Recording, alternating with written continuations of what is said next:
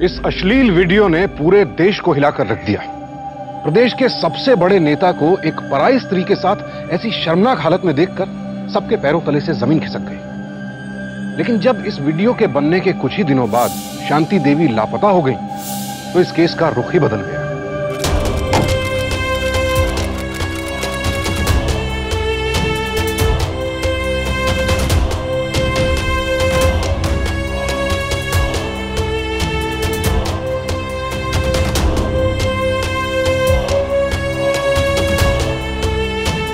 अच्छा बच्चों, मैं जा रही हूँ, तुम लोग ज्यादा उछल कूद मत करना, ठीक है? मम्मी, आपने कितने दिनों से कहानी भी नहीं सुनाई। मुझे कहानी सुने बिना नींद भी नहीं आती। हमारी गुड़िया को कहानी सुननी है, ठीक है? आज से मम्मा रोज जल्दी घर पर आएंगी और आपको कहानी भी सुनाएंगी और आपके लिए आइसक्रीम भी लाएंगी, ठीक है? अच्छा, तब तक ये पैसे लो और स्कूल से आके कुछ खा लें, ठीक है?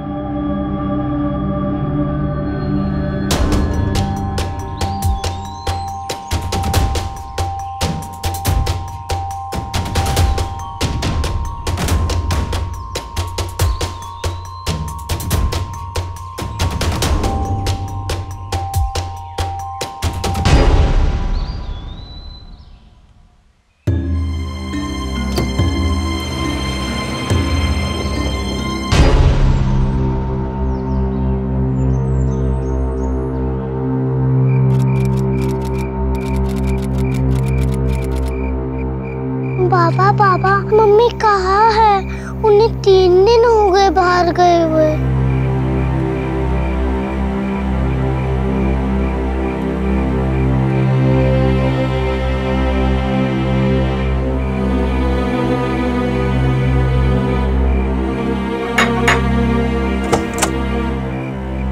क्या है?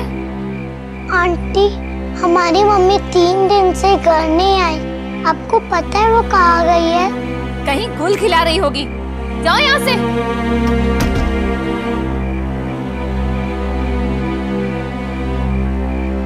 आंटी, आपको पता है हमारी मम्मी कहाँ है? मुझे क्या पता तुम्हारी माँ कहाँ गई है? जाओ पुलिस से जाके पूछो।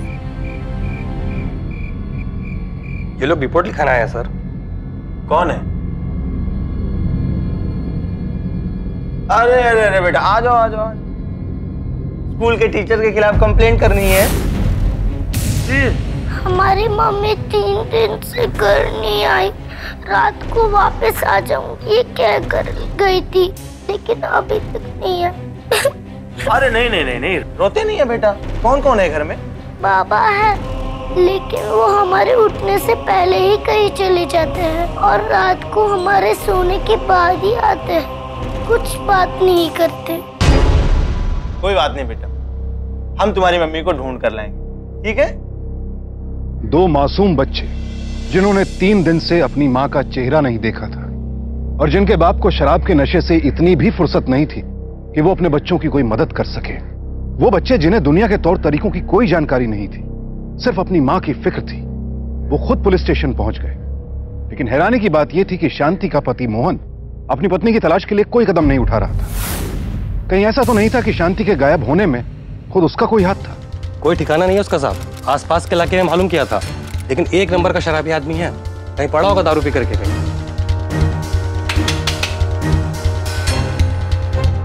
नमस्कार। नमस्कार। सतेंद्र राठौर।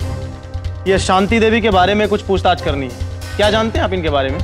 हम कुछ नहीं जानते, हमारी इतनी बातचीत नहीं है इन लोगों से। कमाल है, आपके पड़ोसी हैं, कुछ तो पता होगा। क्या करते थे, कहाँ उठना बैठना था, किससे मिलना जुलना था, कुछ भी? बस इतना बता सकते हैं, कुछ दिनों पहले बहुत गरीब हुआ करते थे ये लोग। दाल सब्जी सब खत्म है और ये तेल, इसके भाव तो सोने से भी ज्यादा हो गए। नहीं मम्मी, रो मत। मुझे माफ कर दे मेरी बच्ची, मैं तुम लोगों का पेट भी नहीं भर सकती। माफ कर दो मुझे।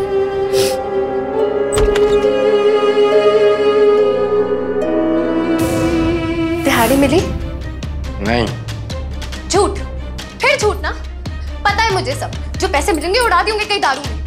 अरे कम से कम अपने बच्चों का तो ख्याल कर। जबान चलाती है मेरे साथ, अपनी औकात में रह समझी, जितना है उतने में ही गुजारा कर। मम्मी कैसे करूं गुजारा मैं? दुकानदार मुफ्त में सामान नहीं बांटता मुझे।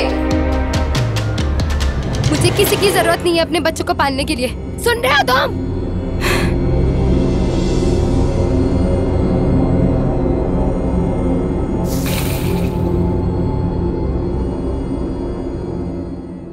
तेरे बच्चे आए थे पुलिस स्टेशन रिपोर्ट लिखाने के लिए। तेरी बीवी कहाँ है? पता नहीं साहब, 3 दिन से घर नहीं आई। मुझे लगा शायद मैके गई होगी।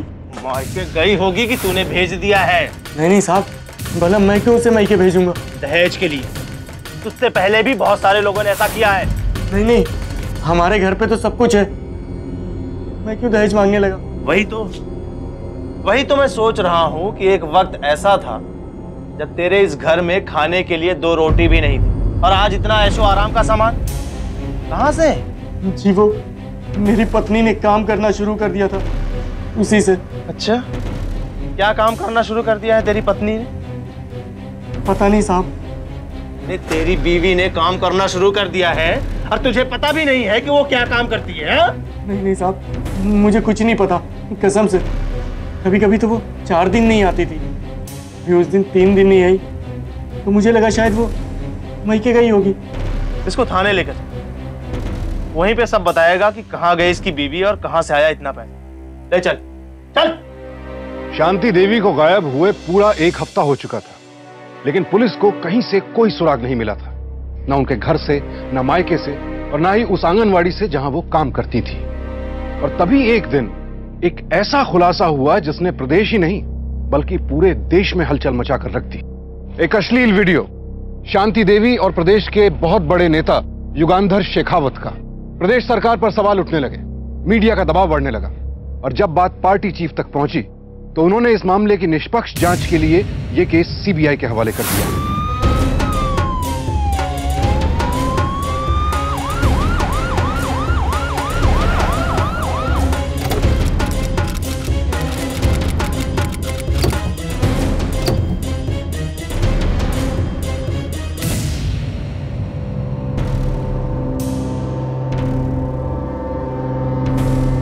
CBI inspector Mukesh Sharma.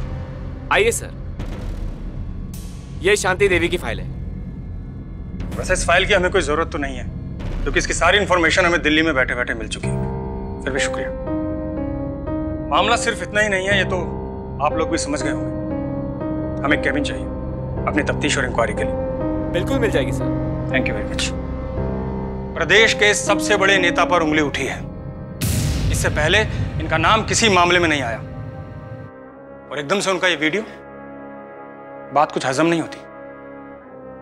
और इस वीडियो में ये जो औरत है शांति देवी, ये अचानक कहां गायब हो गई? लेकिन सबसे पहले हमें इस बात का पता लगाना जरूरी है कि इस वीडियो में जो आदमी है वो युगांधर ही है या उनके खिलाफ कोई साजिश की गई है। हम सीबीआई से आए हैं, युगांधर जी से मिलना। नेताजी को हार्ट अटैक हुआ है, आप लोग अंदर नहीं जा सकते। चिंता मत करो, हम उनके दिल के इलाज ही करने आए हैं। Sir,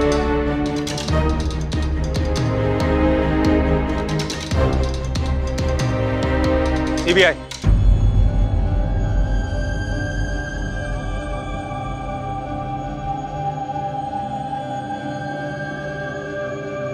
Mukesh Sharma from CBI.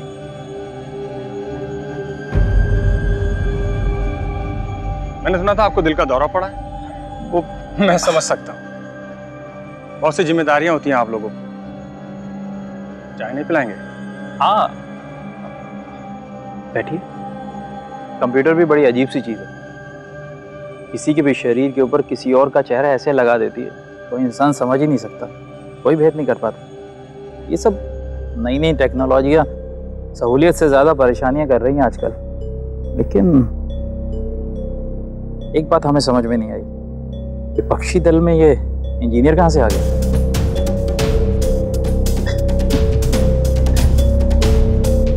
ये तो सब फिजूल की सनसनी है, सिर्फ सनसनी। आप लोग तो सीबीआई से हैं, इन सब पैतरों से तो अच्छी तरह वाकिफ होंगे।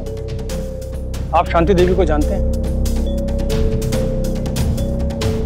कहीं आते जाते सामना हुआ होगा सर, लेकिन आप तो जानते हैं रोजाना हमें कितनी जगह जाना होता है। ऐसे सब याद रखना थोड़ा नामुमकिन सा ही है, लेकिन किसी की बहू बेटी के साथ ऐसा करने की हम सोच भी नहीं सकते।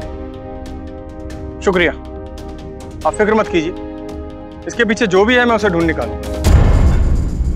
शुक्रिया, चलिए हम आपको बाहर तक छोड़ देते हैं। आप तकलीफ मत कीजिए, हम चले जाएंगे। नमस्कार।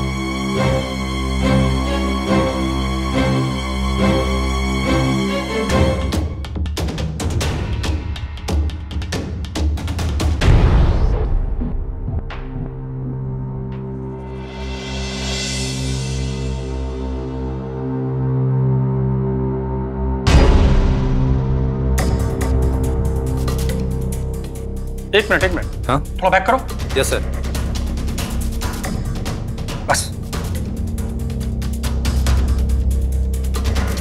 ये 100% युगांधर ही है। लेकिन सर आप इतना यकीन के साथ कैसे कह सकते हैं कि ये युगांधर ही है? कंप्यूटर से आदमी का चेहरा बदला जा सकता है अरविंद, उसकी चाल नहीं। वो युगांधर भी इसी तरह लंगड़ा लंगड़ा के चलता है।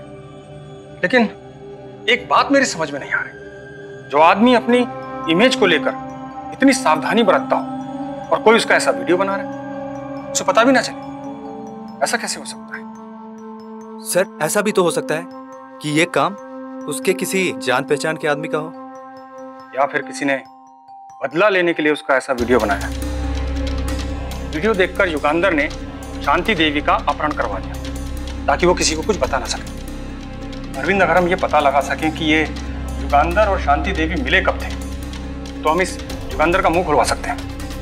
तो एक काम करो, पता लगाओ कि ये सीडी आई कहां से। हो सकता है हमें वहां से ही कोई लिंक मिले। तब तक मैं इस शांति देवी का कच्चा चिट्ठा खोलता हूं। Okay sir.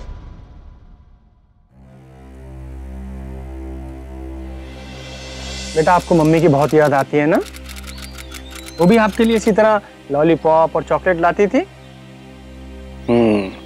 अच्छा बेटा, आपकी मम्मी कहीं काम करने जाती थी ना? क्या काम करती थी, कहाँ जाती थी, बताओ मुझे। मम्मी पहले आंगनवाड़ी में जाती थी, तब हमारे पास बिल्कुल भी पैसे नहीं होते थे। कभी कभी हमारे पास खाने के लिए भी कुछ नहीं होता था। फिर मम्मी ने कहीं और काम करना शुरू किया।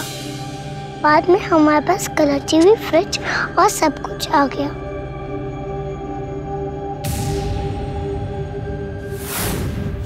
पर पापा को ये सब अच्छा नहीं लगता था। ये सब कहां से आ रहा है मुझे खूब पता है। अगर तूने हम तीनों को पाला होता ना, तो आज मुझे ये सब करने की जरूरत ना पड़ती।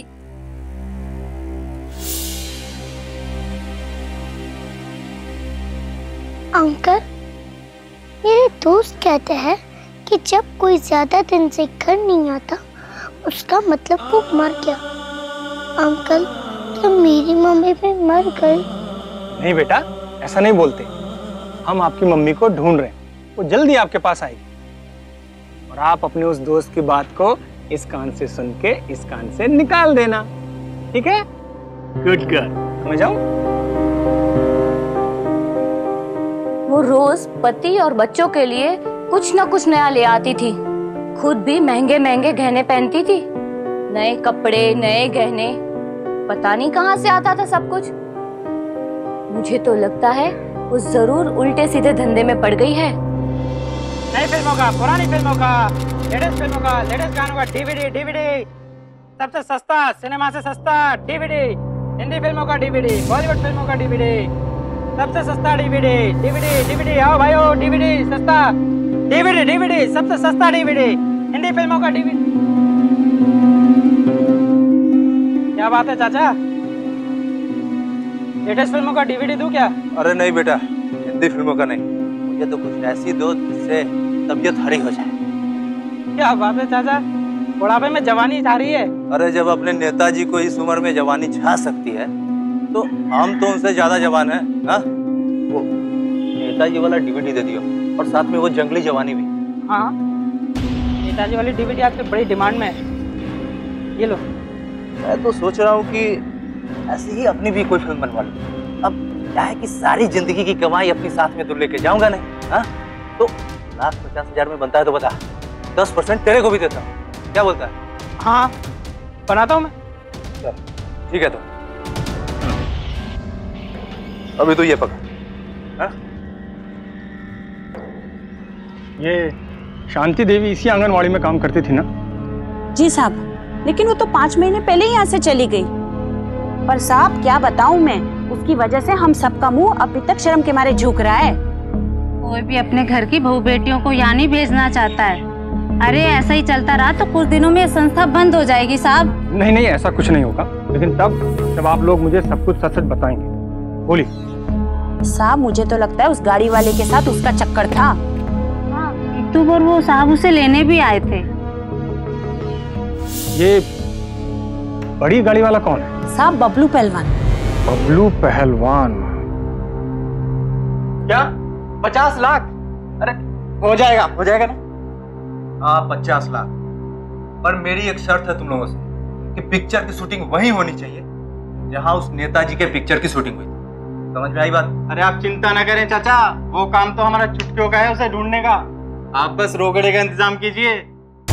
रोकड़े का चिंता मत करो बेटा, बस काम की तैयारी करो, ठीक है? ठीक है।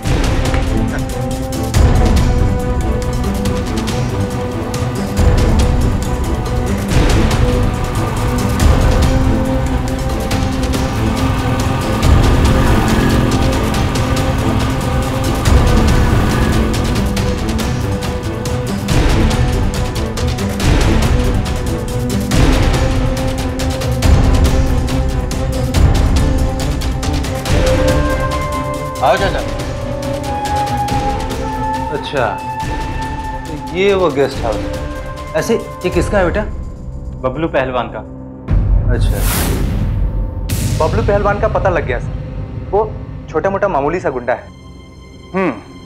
इसका मतलब शांति देवी ने अपनी पैसों की जरूरतों को पूरा करने के लिए अपनी खूबसूरती का फायदा उठाना शुरू किया हो। और ये बबलू पहलवान हो सकता है उसका आशिक भी हो। बबलू पहलवान तक तो ठीक है सर, लेकिन वो बबलू से सीधा युगांधर तक, मेरा मतलब है छोटे मोटे गुंडा से सीधा प्रदेश के इतने बड़े नेता तक कैसे पहुंचे? और मजे की बात तो ये है सर कि वो वीडियो भी बबलू पहलवान के गेस्ट हाउस में ही बना है, और उसके बाद से शांति देवी गायब भी है। इसका मतलब 3 लोग हमारे शक के दायरे में आते हैं। पहला है मोहन, शांति देवी का पति। दूसरा है वो बबलू पहलवान, जो एक मामूली गुंडा होने के साथ साथ शायद उसका आशिक भी था। और तीसरा है युगांधर, जिस पर आरोप लगा है। जी पारितोष घर में है? जी मैं अवंती, उनकी बीवी। आप? हम लोग सीबीआई से हैं। बबलू पहलवान को जानती हैं आप? जी हाँ, वो मेरा भाई है। हमें आप दोनों से उसी के बारे में बात करनी है। अंदर आइए। आप खामखा शक कर रहे हैं, बबलू बिल्कुल बेकसूर है। फिलहाल वो है कहाँ? वो दरअसल जमीन के काम से बाहर गया हुआ है। उसका नंबर बताएंगे आप? दरअसल वो थोड़ा लापरवाह है, इसीलिए अपने साथ मोबाइल नहीं रखता। और शांति देवी, उसके बारे में क्या जानती हैं आप? बोलिए अवंती जी, क्या जानती हैं आप शांति देवी के बारे में? शांति, बोलने दीजिए मुझे। वो निहायत ही कैरेक्टरलेस औरत थी, बहुत ही चरित्रहीन। दरअसल मेरे बच्चे के जन्म के बाद हमने हमारे घर पर एक फंक्शन रखा था। हमने वहां पर कुछ औरतों को नाचने गाने के लिए बुलाया था। युगांधर जी भी वहां आए थे। और ये बात बहुत कम लोगों को पता है कि उन्हें नाच गाने के साथ साथ नाचने गाने वाली औरतों का भी बहुत शौक था।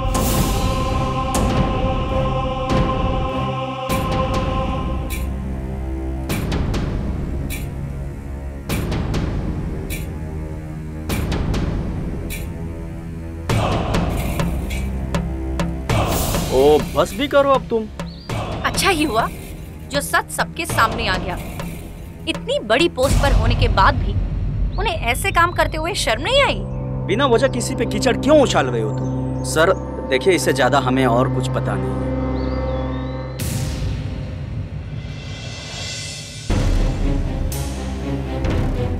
अवंती बिल्कुल ठीक कह रही है सर। उसके बेटे के फंक्शन के बारे में अखबार में भी छपा। ये देखिए सर। इसका मतलब युगांधर पहली बार शांति देवी से इसी पार्टी में मिला और शांति देवी को देखते ही उस पर लट्टू हो गया। और ये बबलू जो उसका आशिक था, युगांधर के आते ही गायब हो गया। और इसलिए शांति बबलू को छोड़कर युगांधर के साथ हो ली। अरविंद, ये अखबार भी लगभग 5 महीने पुराना है, जब ये शांति देवी उस आंगनवाड़ी में काम करती थी।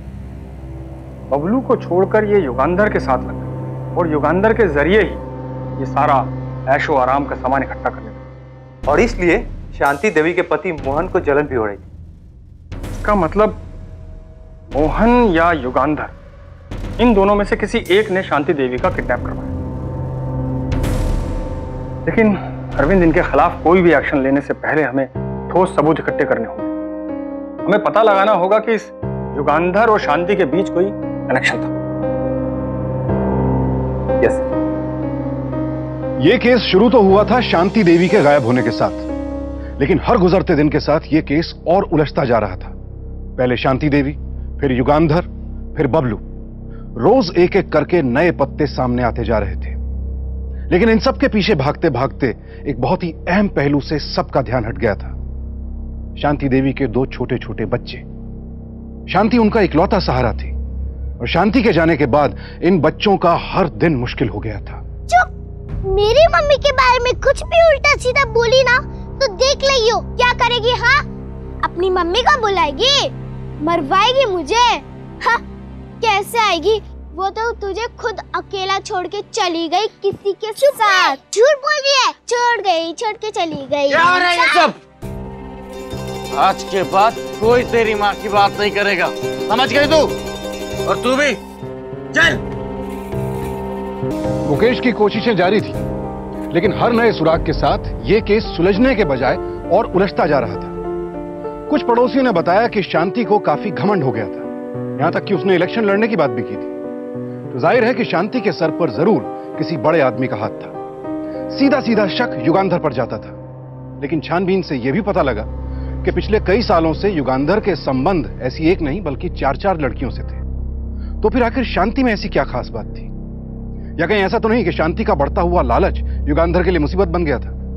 क्योंकि सारी परिस्थितियों को देखते हुए यह कहना शायद गलत नहीं होगा कि शांति एक महत्वाकांक्षी और लालची महिला थी।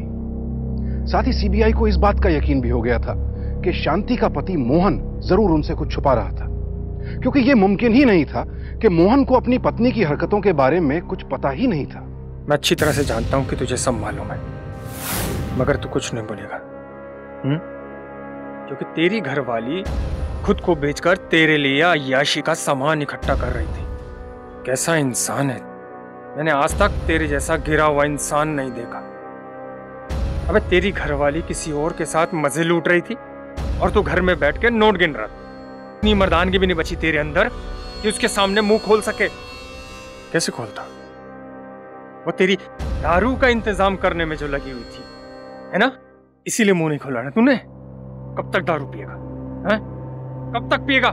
अबे तेरी घरवाली तो बड़े बड़े लोगों के साथ उठती बैठती है, वो तो छूट जाएगी।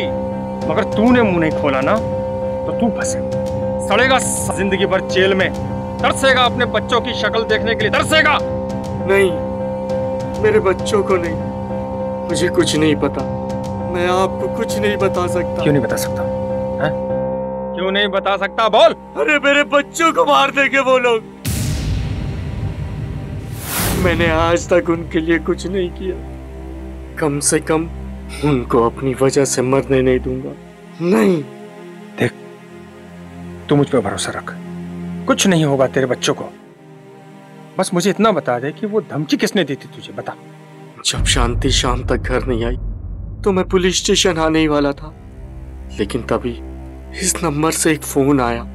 बोला कि अगर मैंने पुलिस को कुछ भी बोला तो वो लोग मेरे बच्चों को मार देंगे, ऐसे जैसे उन्होंने शांति को मारा। उन्होंने शांति को मार दिया, उन्होंने मार दिया। तूने अपने घरवाले की लाश देखी है? देख, जब तक उसकी लाश नहीं मिलती ये समझ के वो जिंदा है। हो सकता है उन्होंने इसे डराने के लिए ऐसा बोला हो। यह भी हो सकता है कि उन लोगों ने उसे कहीं छुपा के रखा हो। इस नंबर को ट्रेस करो, हमारा केस यहीं से सॉल्व होगा। ओके सर, मैं अभी देखता हूँ। तुम घबराओ मत। जब तक तुम्हारी बेबी की लाश नहीं मिलती, समझो कि वो जिंदा है।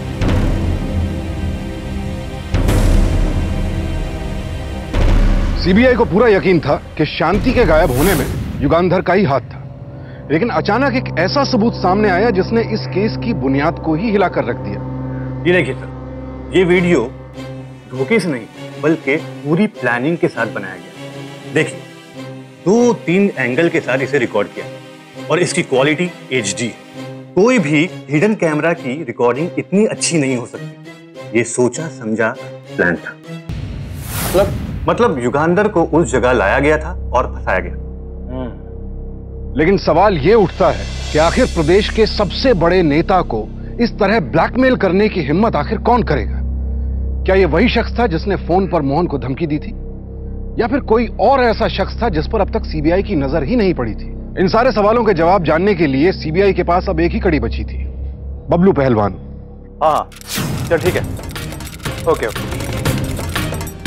अरे काका, वो बबलू पहलवान का घर किधर है? वो क्या हुआ सामने? बबलू बेटा, आपसे कोई मिलने आया है। चलो पकड़ो।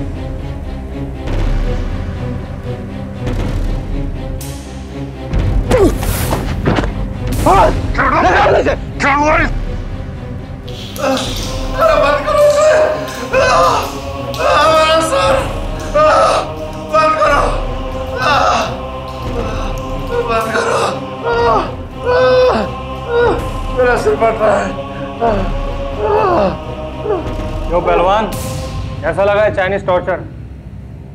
मजा आया? कसम से ये पहली ऐसी चाइनीज आइटम है जिसकी 100% गारंटी। चल बता, क्यों फोन किया था तूने और किसके कहने पे किया? बोल। आपको गलतफहमी हुई है साहब। मैंने किसी का कोई फोन नहीं किया। मुझे छोड़ दो साहब, मुझे छोड़ दो। छोड़ देंगे, सही इंफॉर्मेशन दे देंगे। बता, शांति देवी कहाँ है? बोल। कौन शांति देवी साहब? मैं तो पहलवान हूँ, मैं किसी लड़की औरत को नहीं चाहता। अब मेरा सर फट रहा साहब, मुझे छोड़ दो, मुझे गोली मार दो, मुझे बंद कर दो साहब। ये केस तो पूरी तरह से उल्टा हो गया आप लोगों के आने के बाद। हाँ, केस तो काफी कॉम्प्लिकेटेड हो गया। देखते हैं क्या होता है।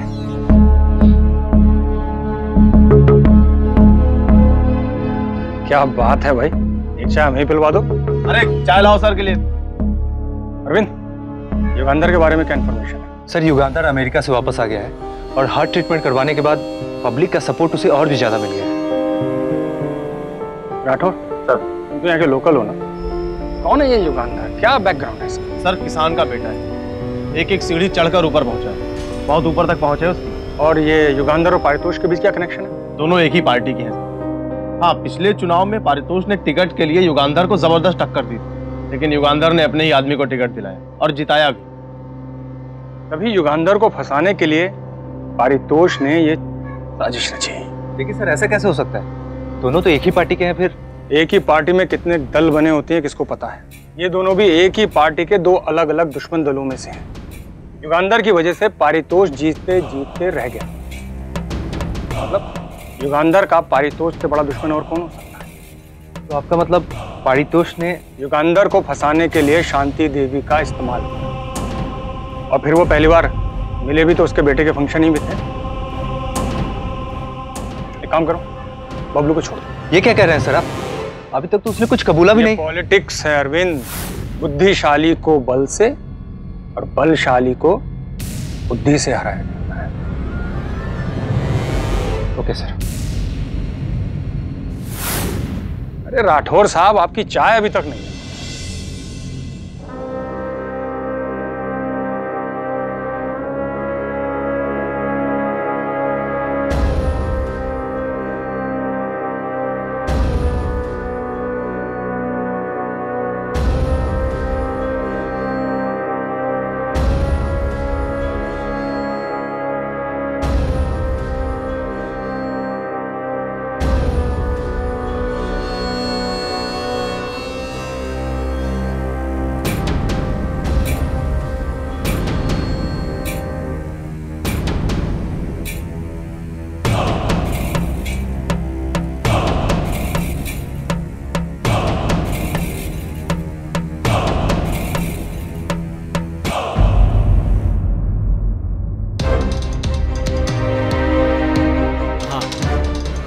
सर वो पारितोष के घर आया है। ठीक है, तुम उस पर नजर रखो। Okay sir.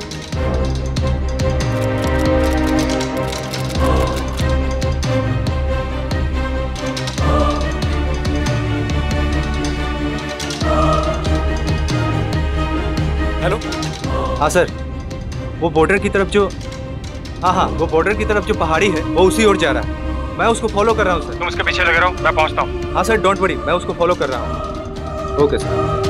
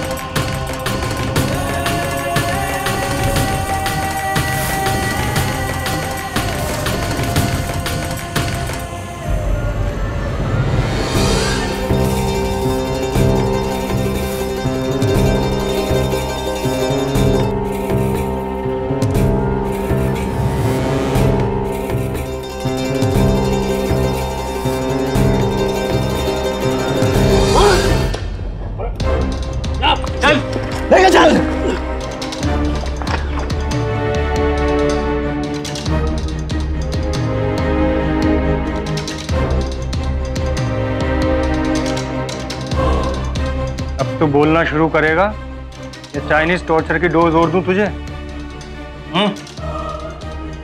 साहब, ये सब एक बहुत बड़ा राजनीतिक खेल था साहब। शांति तो केवल इसमें एक मोहरा सी थी। पिछले इलेक्शन में जब युगांधर ने जीजा का पत्ता साफ कर दिया, तब इसे जीजा ने उससे बदला लेने की ठानी। और फिर युगांधर को पार्टी के अंदर उस पर लट्टू होते देख जीजा ने ठान लिया कि शायद यही सबसे बढ़िया तरीका उससे बदला लेने का।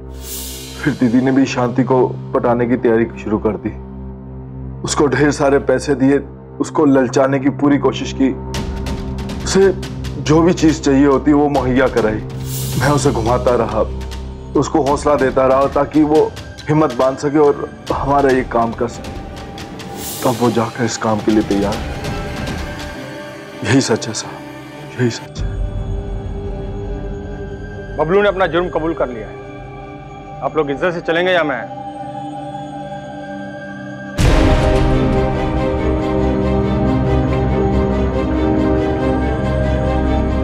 हमारा तीर एकदम निशाने पे लगा। युगांधर शांति पर एकदम लट्टू हो गया था। और जैसे ही उसे शांति पर पूरी तरीके से भरोसा हो गया, तब हमने अपनी सबसे बड़ी चाल चली। हमारे कहने पर ही शांति उसे बहला फुसलाकर बबलू के फार्म हाउस तक लेकर आई, जहां पर बबलू ने पहले से ही कैमरे सेट कर रखे थे।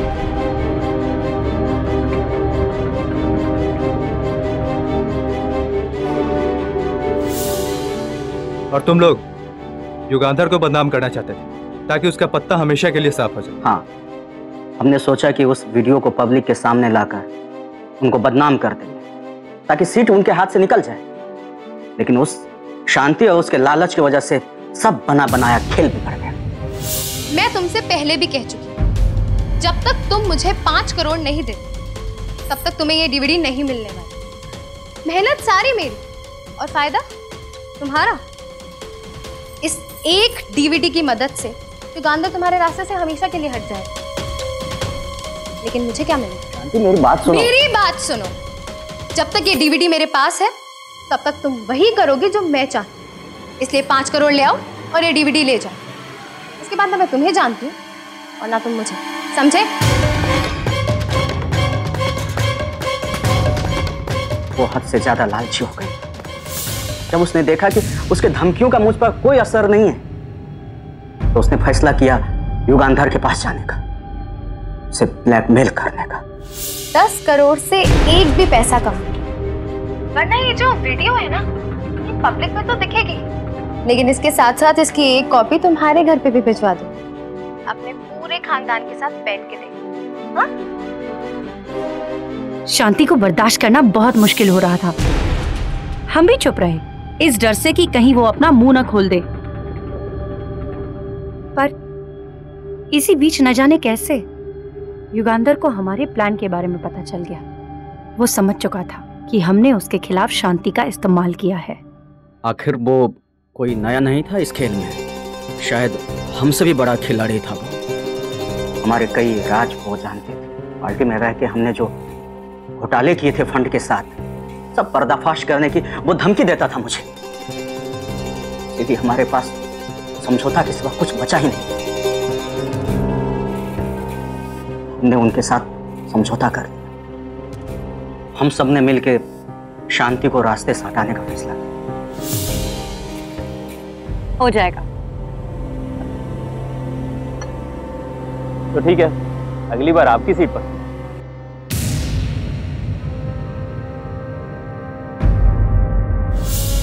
और फिर बबलू को इस खेल में लाया गया। देखो मैं तुमसे कह चुकी हूँ, मैं अकेले नहीं जाने वाली। तू घबरा क्यों रही है शांति? मैं तेरे साथ हूँ, तू टेंशन मत ले। मैं तेरे साथ जाऊंगा और युगांधर से पैसे लेकर मैं वापस आऊंगा। ठीक है।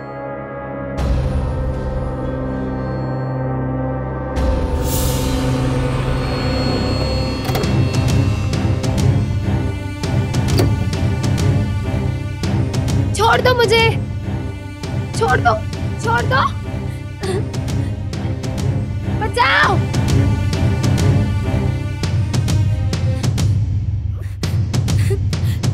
चिल्ला और जोर से चिल्ला, चिल्ला। छोड़ दो मुझे। कैसा चाहिए ना तेरे को? मैं दे।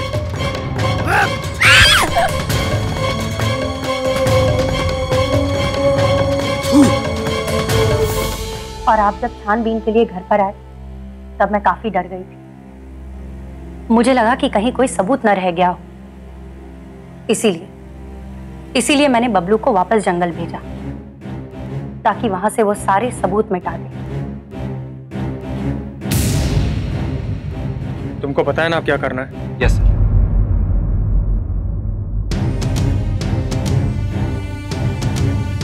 सर अब तो खुशियों के दिन आ गए, सीबी वाले भाग गए। डालो डालो हार डालो, सर को हार डालो, अब तो हम खुशियां मनाएंगे।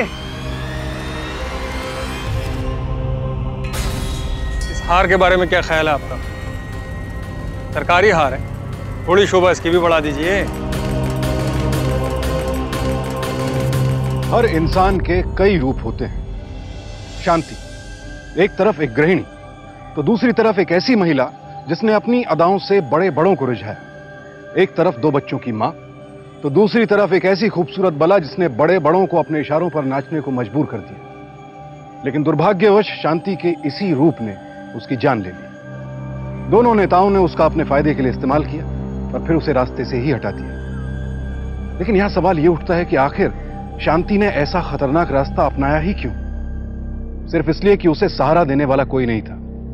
शराब के नशे में धुत उसका पति अपनी जिम्मेदारियां निभाने के बजाय उल्टे एक बोझ की तरह था।